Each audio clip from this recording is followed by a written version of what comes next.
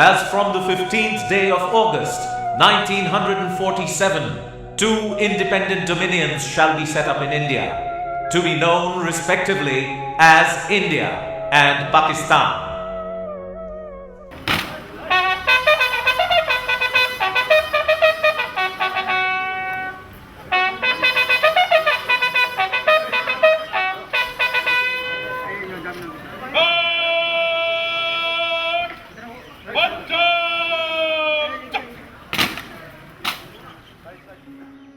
The 3rd of June 1947 sealed the fate of South Asia.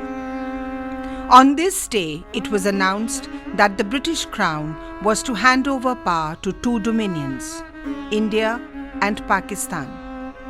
Bengal and Punjab were to be vivisected and divided between the two dominions. Now, the actual partition lines were, of course, drawn by a British lawyer, a judge called Radcliffe, who came to India in the summer of 1947, and very quickly he had to decide where the partition axe was to fall, on Punjab and Bengal.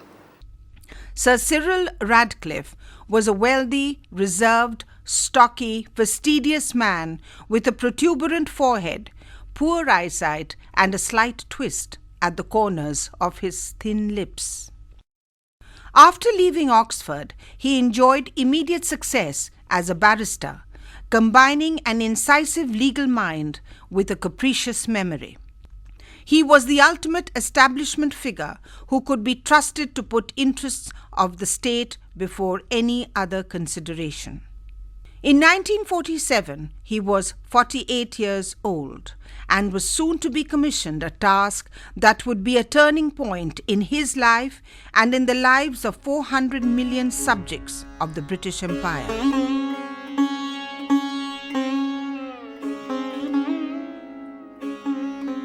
Unbiased at least he was when he arrived on his mission.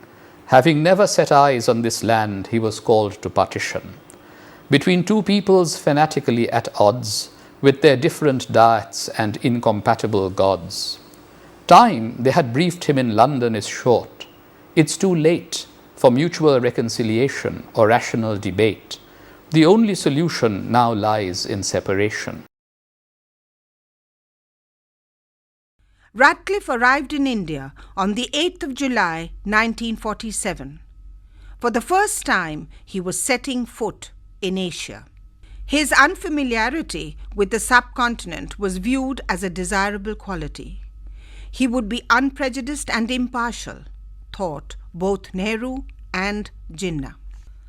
Earlier, on the 30th of June 1947, the Boundary Commission for Punjab and Bengal, Assam, had been set up by the Viceroy, Lord Mountbatten. Each commission had 4 members, all High Court judges, 2 nominated by the Congress and 2 by the Muslim League. Sir Cyril Radcliffe was nominated the chairman of both the commissions. He was put up at a house on the Viceregal estate in New Delhi. He had exactly 36 days to demarcate boundaries. On the basis of ascertaining the contiguous majority areas of Muslims and non-Muslims, and in doing so, to also take into account other factors. The other factors would include administrative viability, natural boundaries, communications, water and irrigation systems. The Viceroy thinks, as you will see from his letter, that the less you are seen in his company, the better.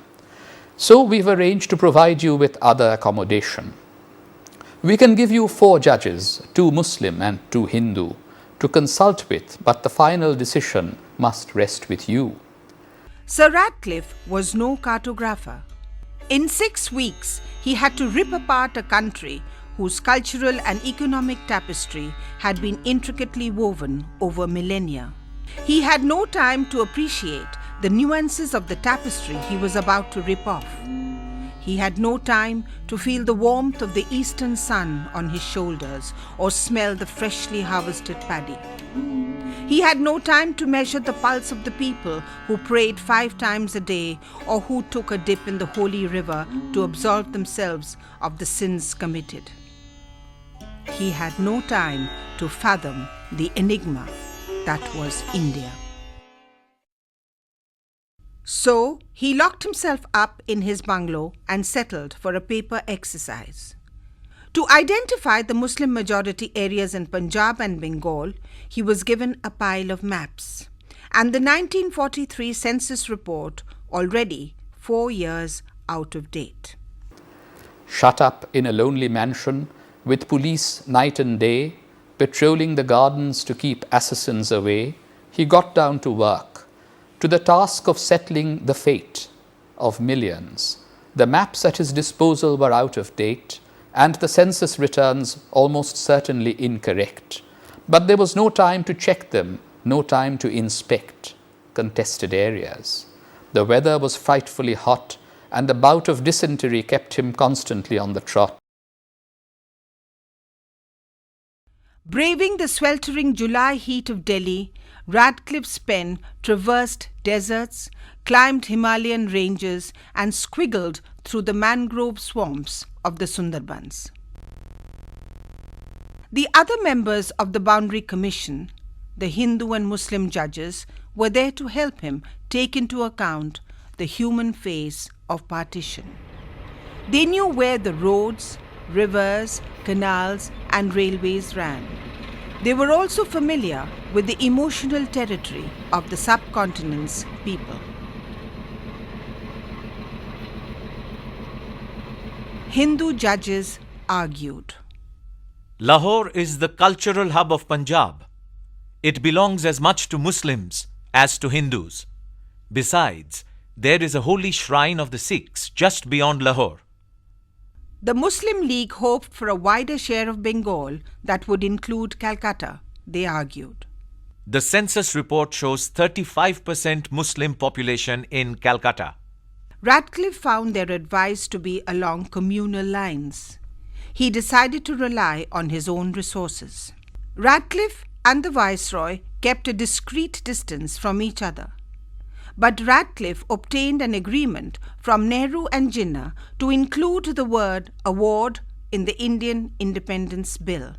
The awards of the Boundary Commission, whatever they might be, were to be accepted and to be enforced impartially. Radcliffe's pen covered up to 45 kilometers a day. Calcutta and all other cities were left intact. But the countryside was ripped apart rather carelessly.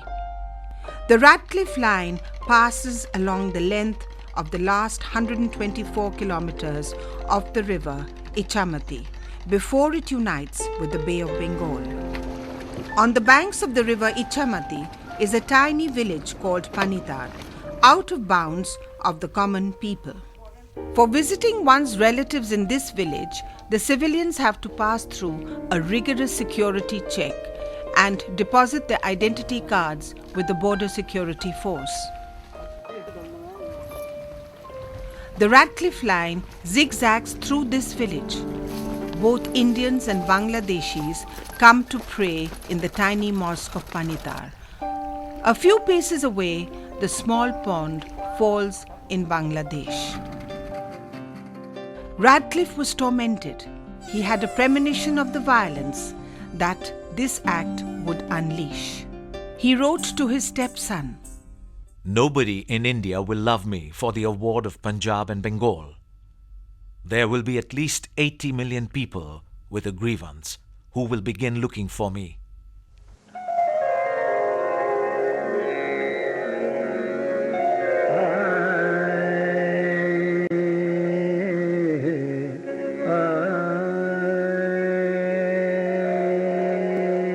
India's 6 million Sikhs were isolated by the raging battle between the Congress and the Muslim League.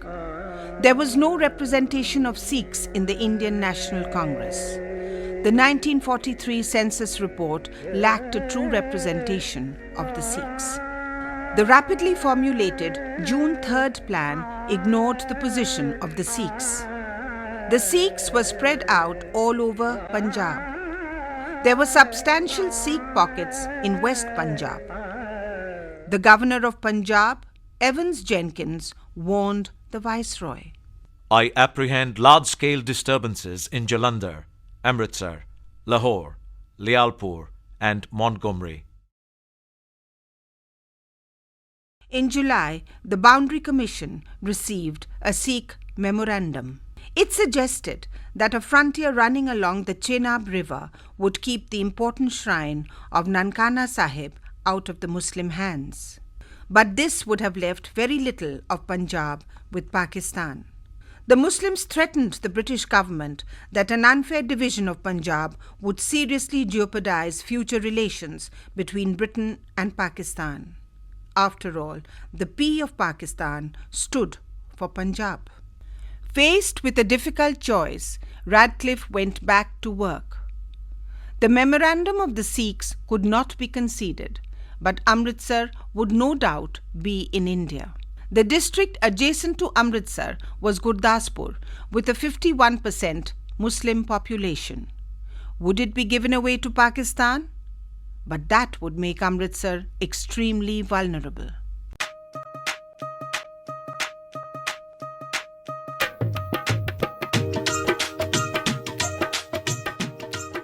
Punjab is an agrarian state. The fertility of the soil is maintained by the crisscrossing irrigation canals. Radcliffe made several attempts in early August to put common canal systems under joint control. But this proved politically impossible. So he made an indentation in Firozpur district to award the Sutlej headwater to Pakistan. The map of Punjab, with a line of division running along its length, was sent to Sir Evans Jenkins, the governor of Punjab. The Firozpur salient looked problematic to everybody, too vulnerable a spot. On the 10th of August, Sir Jenkins got a cryptic telegram from the Viceroy's house. Eliminate salient. The Radcliffe line was straightened out. Whole of Firozpur and much of Gurdaspur remained in India. The advance news of Radcliffe's draft plan provoked an upsurge of violence. Almost 400 people had been murdered in Punjab, and Amritsar was burning. Governor Evans Jenkins sent another telegram to the Viceroy. General situation deteriorating. The communal holocaust was now underway.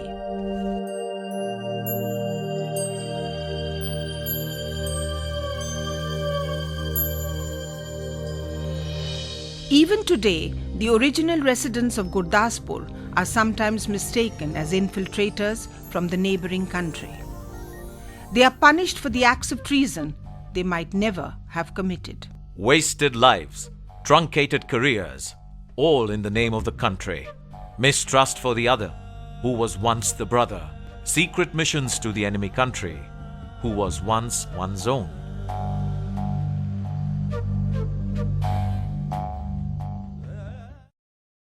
To His Excellency, the Governor General, I have the honor to present the decision and award of the Bengal Boundary Commission, which by virtue of the Indian Independence Act 1947. Radcliffe's job was done. Awards of the Boundary Commission were submitted to the Viceroy on the 13th of August. I can only hope that arrangements can be made and maintained between the two states that will minimize the consequences of this interruption as far as possible. Cyril Radcliffe. The 12th August 1947. The Viceroy left for Karachi on the same day. Jinnah made an extraordinary suggestion in July.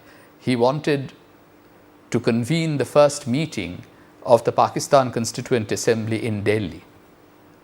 So he had still not been reconciled to a Pakistan being confined to the northwestern and the eastern extremities of the subcontinent. Now, of course, the Congress leaders, especially Patel, would not hear of the Pakistan Constituent Assembly being convened in Delhi. So ultimately, the first meeting of the Pakistan Constituent Assembly had to be convened in Karachi on the 11th of August of 1947. Radcliffe wrote to his stepson, Down comes the Union Jack on Friday morning, and up goes, for the moment I rather forget what, but it has a spinning wheel or a spider's web in the middle. But in 7 weeks it was done, the frontiers decided, a continent for better or worse divided. The next day he sailed for England, where he quickly forgot the case, as a good lawyer must.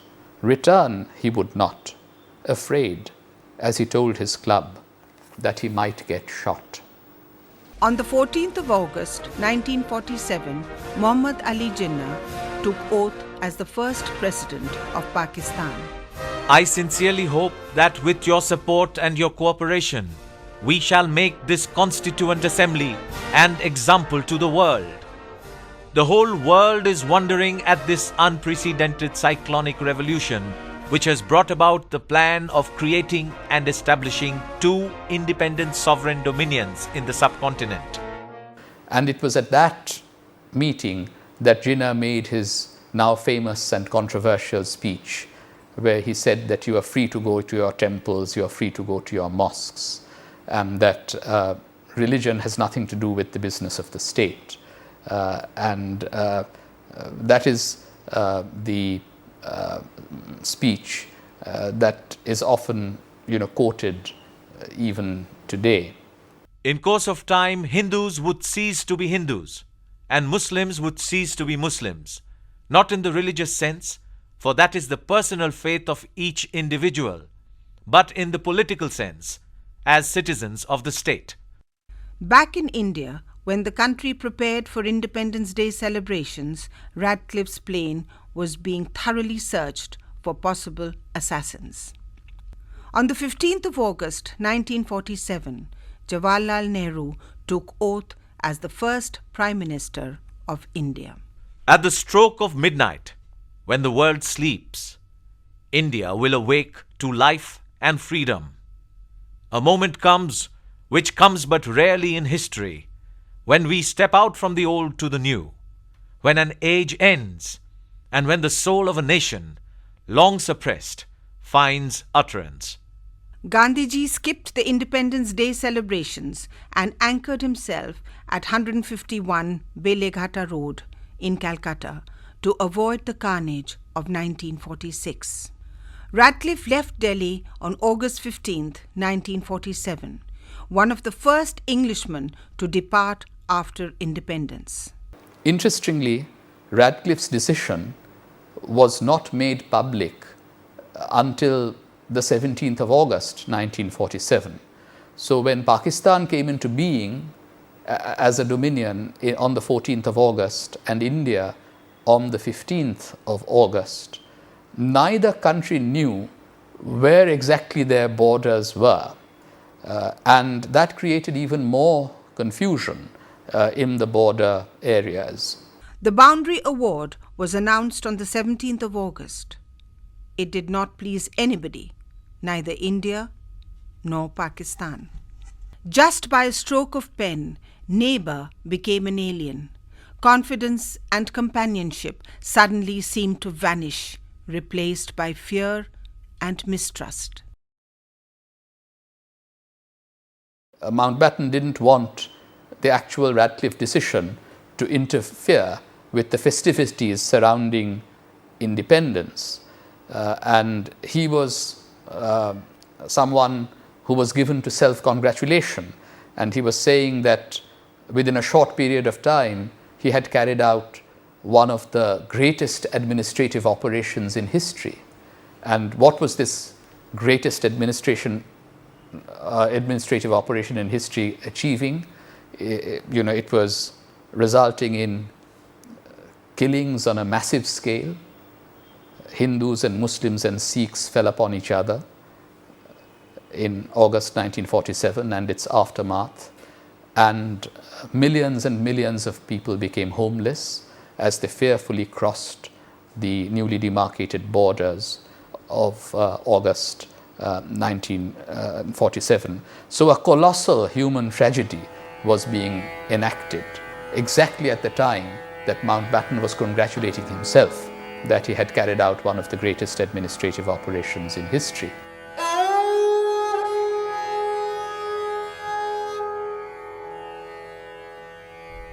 Sir Radcliffe returned the £2,000 fees to Her Majesty's government. He destroyed all drafts and documents of the project and remained tight-lipped for the rest of his life. In addition to partition, what happened on the 14th, 15th August 1947, that both countries got dominion status. The Congress compromised on 2 counts. They had always believed in the unity of India. That they were prepared to sacrifice in order to get power at a strong center. Partition took place. They had also been calling, at least since 1929, for Purna Swaraj, or complete independence, not dominion status. But it is sometimes forgotten that what India got on the 15th of August was not complete independence, but dominion status, with Mountbatten as the Governor General. The earlier precedent was Ireland, after the end of the First World War. And something very similar happened in India in 1947. In Ireland, there had been, of course, a Catholic majority and a Protestant minority. But in the northern province of Ulster, there had been a Protestant majority. Ulster consisted of 9 counties. And when Ireland was partitioned, it was not just Ireland that was partitioned. Ulster as a province was partitioned. 6 counties where the Protestants were in a majority became Northern Ireland, and 3 counties in which Catholics were in a majority were attached to what was then called the Irish Free State. And then Ireland, of course, became a full republic only in 1937. So, just as the partition of Ireland involved the partition of Ulster, 6 counties with Protestant majority becoming Northern Ireland and 3 counties with a Catholic majority being attached to the rest of Ireland, so also partition of India actually involved partition of Punjab and Bengal, with Muslim majority districts by and large going to Pakistan and Hindu majority districts by and large coming to India. Even though it wasn't that simple either, the Radcliffe line was very, very problematic in the end.